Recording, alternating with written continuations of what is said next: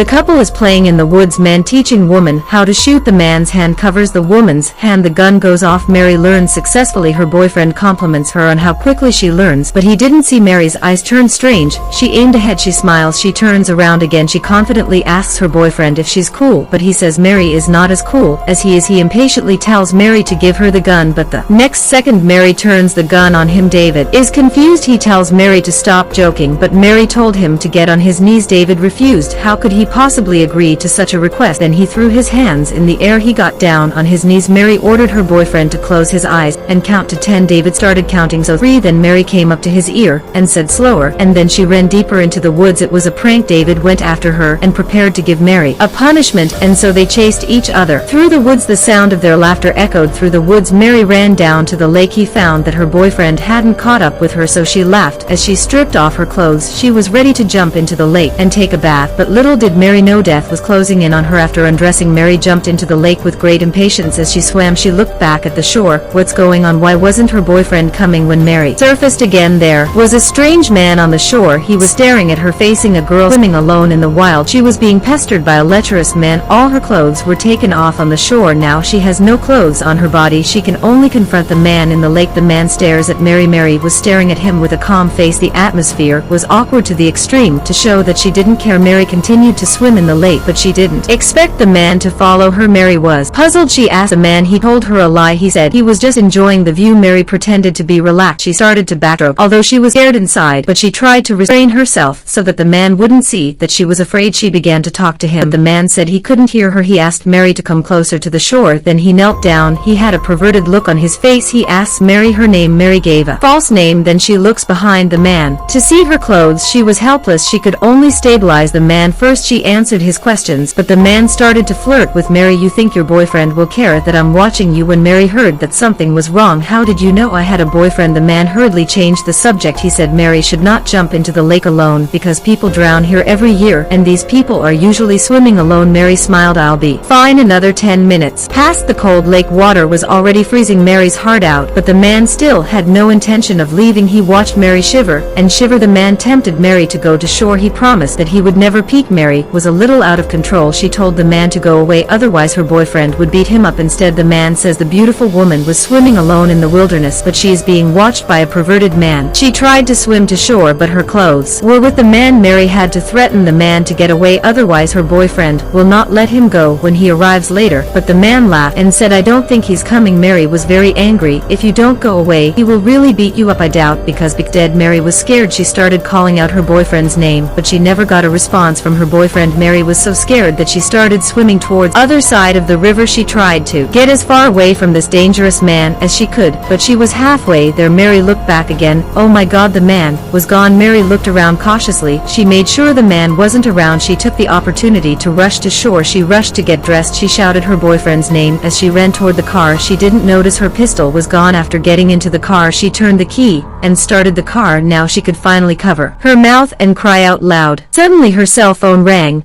and it was her boyfriend calling. Just as Mary was about to answer it, a creepy right hand came out of the back seat of the car. This is a 10-minute short film. However, every detail of the film makes you think twice, including the car. In the film, they actually stole the car. The pistol was also found in the car. The owner of the car could have been the man on the shore. He followed them to the woods. He killed Mary's boyfriend.